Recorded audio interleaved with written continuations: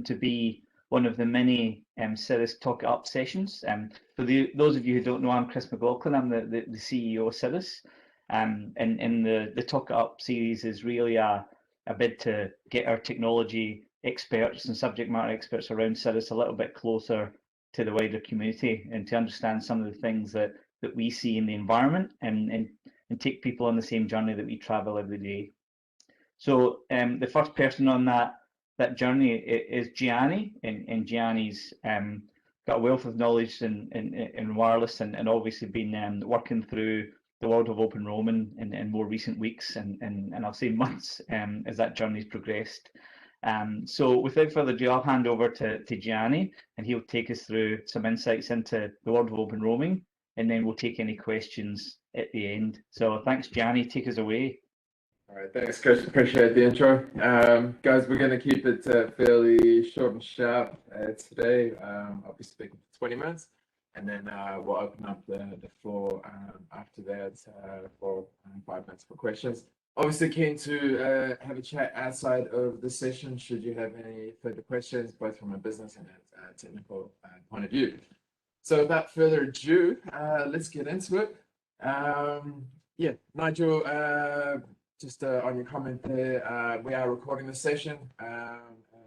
We will be distributing this afterwards. So let's get into the agenda. We have 5 items to cover off here. Again, this is a very high level presentation of the technology and its business use. I invite you to get in contact if you'd like a deeper conversation, because this is quite a complex solution, but also very elegant and simple. So today we're going to cover what is OpenRoaming, why OpenRoaming, what does this mean from a socio-economic point of view. It's a very, very important point.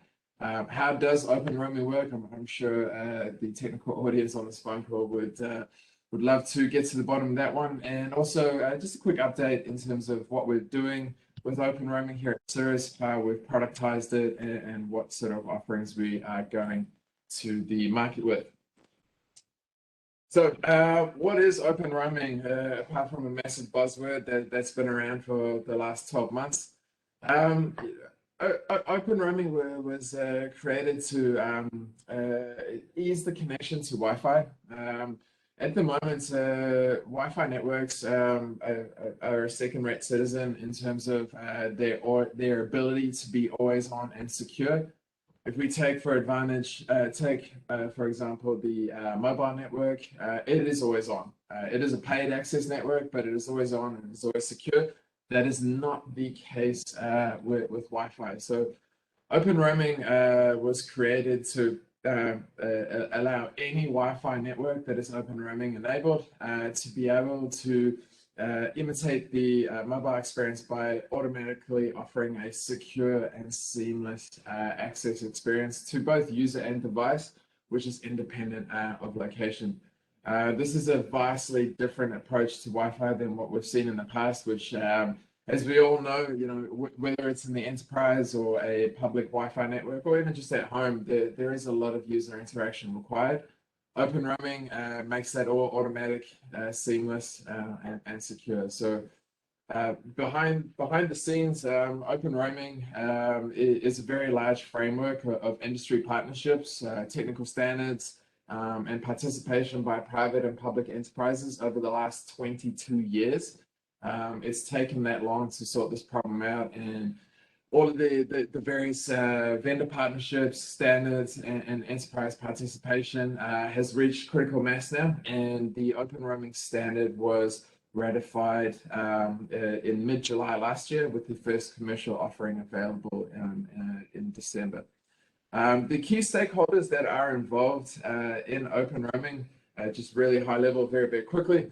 Everybody from roaming hubs, which Cirrus is, to identity providers. So think Telstra, think your any modern enterprise that uses a Microsoft Active Directory, to a device maker. We've obviously got our infrastructure vendors, so OpenRoaming, as you'll see as we make our way through this presentation, is supported by all major network vendors, including some of the smaller SME brands like Ubiquiti.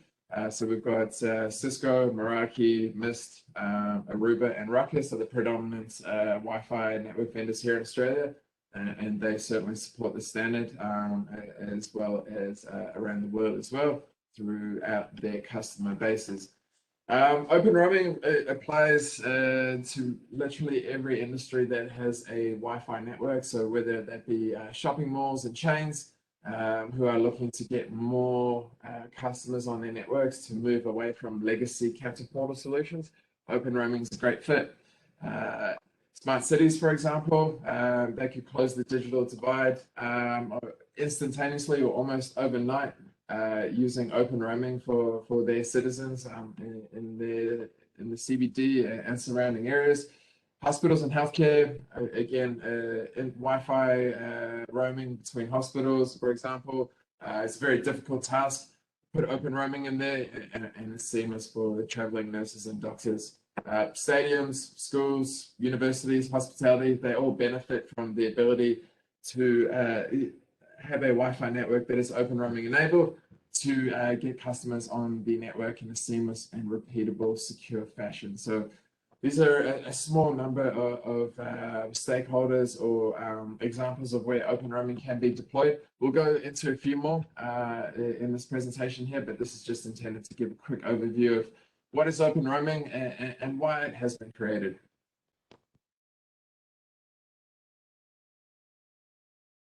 In terms of what is the OpenRoaming experience, we've created a slide here to show what OpenRoaming could be. We will explain how it's been deployed in Australia at the moment and what is our vision for the future. So basically, when an OpenRoaming network is enabled across multiple sites, there's a seamless wireless experience on offer for any user or device. So whether that's landing at Sydney Airport, getting onto the train and traveling to the CBD, it's all the same wireless network to your end device. You will always be connected, you will always have a secure connection, and you won't have to do anything as a user. This is already baked into our devices, and we will explain a little bit further in the presentation what Cirrus is doing with the standard to add to OpenRoaming. So just to recap, it is a always on, seamless, reliable wireless experience across wireless networks that in the past had nothing to do with each other. Now, when a wireless network becomes OpenRoaming enabled, it is presented as exactly the same wireless network to the end user. So whether you're in the CBD or in the Cirrus office where we have it enabled here, or at a school, for example, you will always be presented with a always-on secure Wi-Fi experience.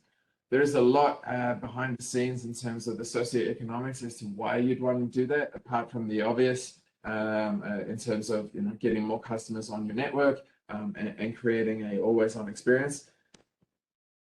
What do I mean by that? Well, Telstra a couple of years ago, they measured Australia's digital divide. And what that means is they measured how easily accessible our population can access digital services, whether it's basic internet services or digital services that pertain to everyday life. So, for example, accessing emergency mental health, those sorts of services, to calling your friends and family. And what Telstra found in their 2018 report, which has subsequently been repeated every year, is that the digital divide is substantially widening for the haves and the have-nots here in Australia. And just to preface that, the highest earning households in Australia have a digital score of 67 out of 100. Why is that not 100 out of 100? Well, Australia is a little bit behind in terms of the digital services and internet speeds that we do provide to our population compared to, say, a country like South Korea, which is highly digitally evolved.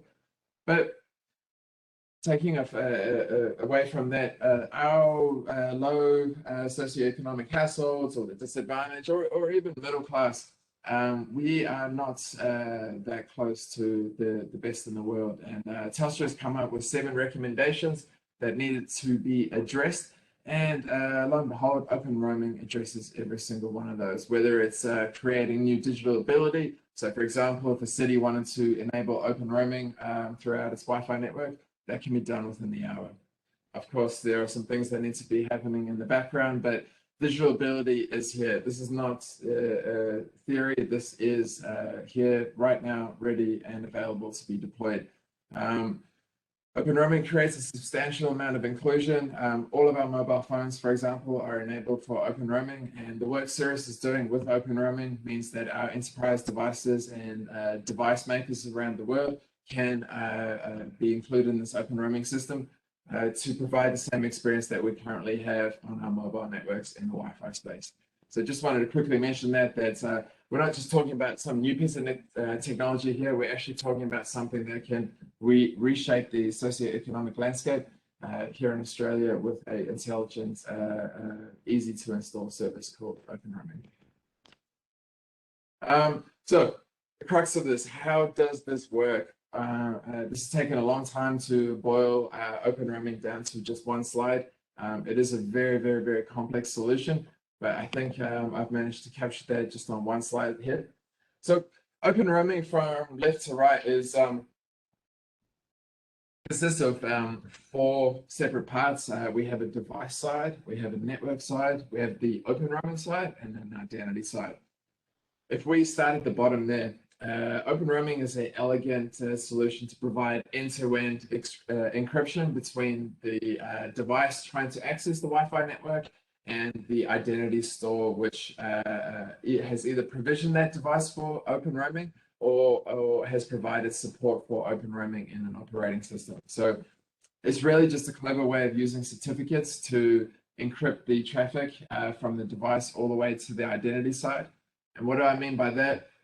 For the technical people or for the non-technical people on the phone call, a certificate is just used to encrypt data packets from point A to point B. There's nothing fancy about it. It's a form of cryptography that has been around a long, long time. But managing a form of cryptography called public key infrastructure, which OpenRoaming is based on, is very difficult.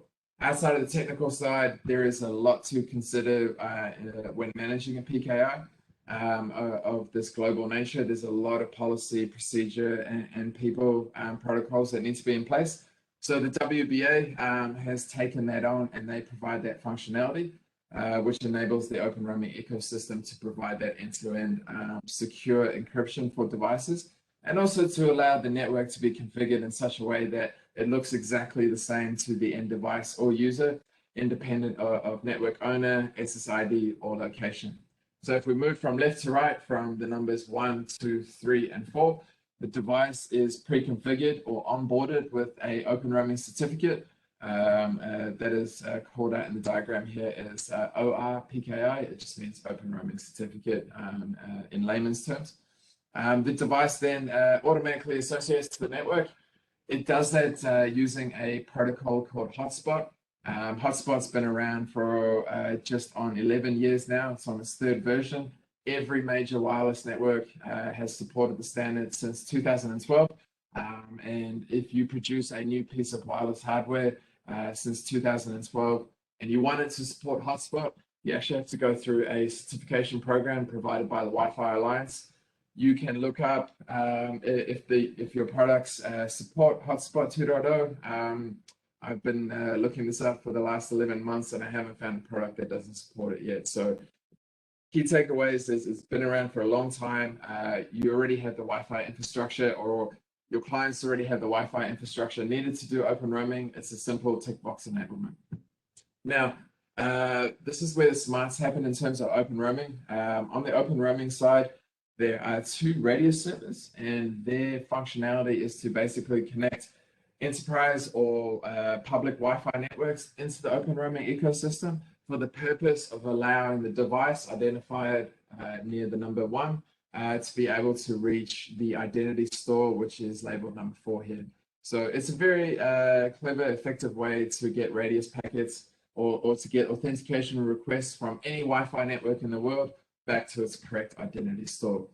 That's pretty much OpenRoaming in a nutshell. Obviously, it goes a lot deeper than what I've shown on the screen here, but the flow from left to right is the device senses an OpenRoaming network. The OpenRoaming network automatically authenticates that device using Hotspot and the OpenRoaming ecosystem. So left to right, It's all a very pretty ballet of certificate encryption, which enables that end-to-end conversation to happen between the device and the identity store for the purpose of authenticating that device on a Wi-Fi network.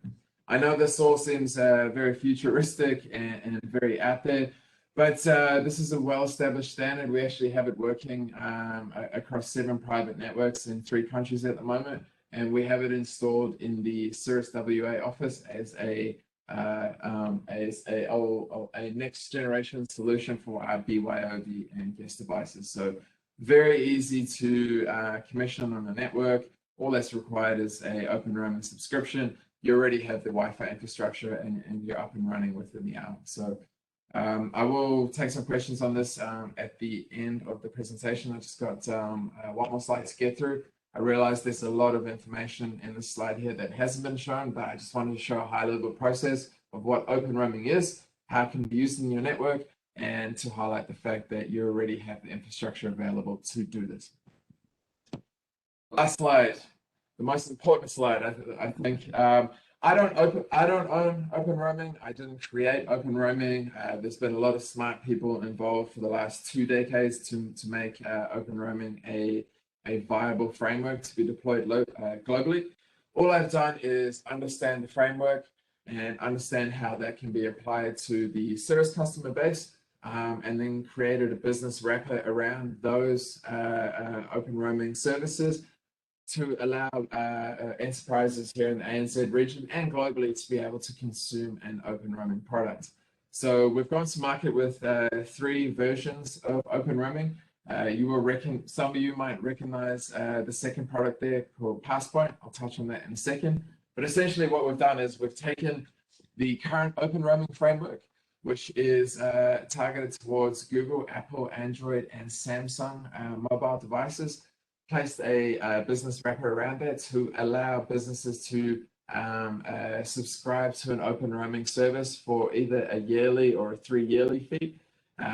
What that will enable, for example, if you're a smart city and you enabled OpenRoaming on your public Wi-Fi network, every single one of your citizens who walk through the CBD on a daily basis will be able to access OpenRoaming. It is supported by all of our device operating systems, which means it's a 2-click onboarding process. One time, that's it for the rest of your life. You will have access to any OpenRoaming network enabled around the world. So if you onboard your device in Melbourne CBD and you land in Heathrow, you will have free, high-speed, secure internet access. If you move from London through to New York or Austin, you will have exactly the same experience. As the OpenRoaming footprint grows around the world, you will have access to more and more of that global secure footprint. So that's the first product that we've gone to market with. The second product that we've gone to market with is a Passpoint solution. Passpoint is exactly the same as OpenRoaming. However, it's only limited to the enterprise. Once you leave the enterprise, you are no longer seamlessly connected to that enterprise network just because you're out of range. As soon as you come back into range, you are automatically connected to your enterprise network. Why would you want to look at Passpoint if you're an enterprise? Well, Passpoint is based upon several standards that make connection to your network seamless and automatic. We've seen ICT support tickets in the enterprise drop by as much as 70% using a Passpoint solution. So that's Passpoint is considered a next generation solution over your traditional SSID Wi-Fi network. So if you're having trouble with people staying on the network or clients staying on the network, or if you're a customer who's thinking, about moving to Wi-Fi 6 and you're wondering what additional technologies are available to make that transition a little bit more seamless, Passpoint should be the first word you're thinking of. And lastly, we've taken the idea of OpenRoaming and Passpoint and combined them together. And the reason why we've done that is if an enterprise chooses to become a Passpoint solution or a Passpoint identity, providing their employees with seamless Wi-Fi access inside the enterprise, we thought it would be a great idea to be able to use that same identity in the enterprise in OpenRoaming. So what I mean by that is that if your enterprise allows your devices to be onboarded via Passpoint solution, and those devices leave the enterprise. For example, in my line of work, I do a lot of traveling. When I leave the office, it would be great if I could automatically be connected to the city Wi-Fi network, as well as the train Wi-Fi, as well as the airport Wi-Fi. I don't want to have to be constantly engaging with the Wi-Fi network to ensure that I always have a high-speed experience. I understand that 4G and 5G is the predominant connectivity technology outside. However, when we get into dense structures such as airports with lots of people, you're always going to need Wi-Fi. So what we've done is we've created a solution which is able to inject those enterprise passport identities into the OpenRoaming footprint. So for example, if a Cirrus employee is onboarded for Passport, that same identity can be used at all other participating OpenRoaming locations today and in the future. I expect to be able to seamlessly roam into any Wi-Fi network within the next 2 years. Currently, Wi-Fi carries 70% of our data globally, and I see that number expanding. I understand 5G is on the horizon as well, and that's going to do some great things. It works very, very well with Wi-Fi 6. However, it needs a lubricant to grease the gears between these two standards, and OpenRoaming is that lubricant. So that concludes the end of my presentation. I realized it was a very high-level presentation, and I invite any technical questions or business-related questions right now. I'm going to open the floor now, but if you would like to discuss in detail anything that you've seen here in the presentation, particularly on the technical side, I'm more than happy to take a meeting outside of here and we can go through it, because it is a wonderful story of almost 2 decades worth of effort that that's got potential to really change the way that we connect to Wi-Fi. I don't think this is a flash in the pan solution. We have some major backers behind this standard here, from Intel to Cisco to BT to AT&T to Boingo, as well as around 200 private enterprises who support the OpenRoaming framework. So that's everything from legislative and security policy to lobbying of international governments to configuration of standards on our own devices. So Chris, I'll hand back to you, and you can close the presentation out there. Thanks, Gianni. Again, if anyone's got any questions, pop them in the chat. Look, I mentioned one there for you, Gianni, just to ask, who's shown the most interest to date from your perspective, and where have they seen the value proposition of that wireless service of OpenRoaming? All right, no problem. So this is actually my 68th conversation about OpenRoaming in the professional space, and 67 of them revolved around what is OpenRoaming.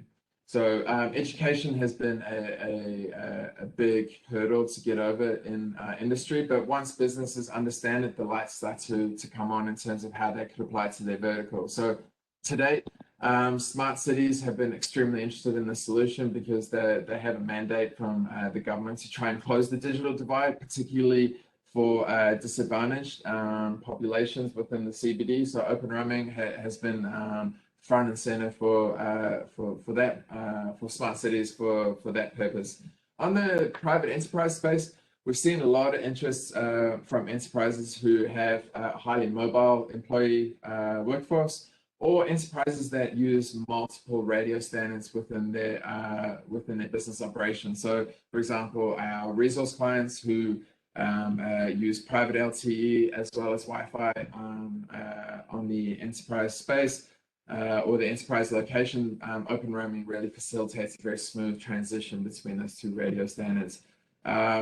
Anybody who I've spoken to who owns a large identity store, such as a customer rewards identity store or a fan, a reward identity store, anything like that, they're very interested in using Passport to onboard those customers with the enterprise ID and give them access to OpenRoaming, not just at the enterprise site, whether it's a supermarket location or a stadium location.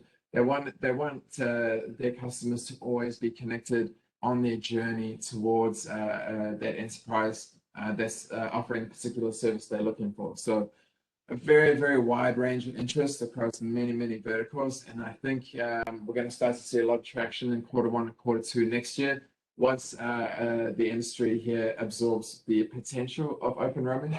It's very much largely an unknown, and we've been working hard to educate industry on its potential. So just within the last week, we've really seen a lot of interest from, for example, City of Sydney and City of Melbourne to have a look at this solution. Fantastic. Okay, well, look, very conscious of time. If anyone does want to reach out and have a chat, look, Gianni, as you can tell, is both passionate and animated in the wireless space and the open roaming space. And thanks for coming to what were first of many IT Talk Up sessions. Feel free to reach out if there's any questions, and thanks again for attending, everyone. Have a great day.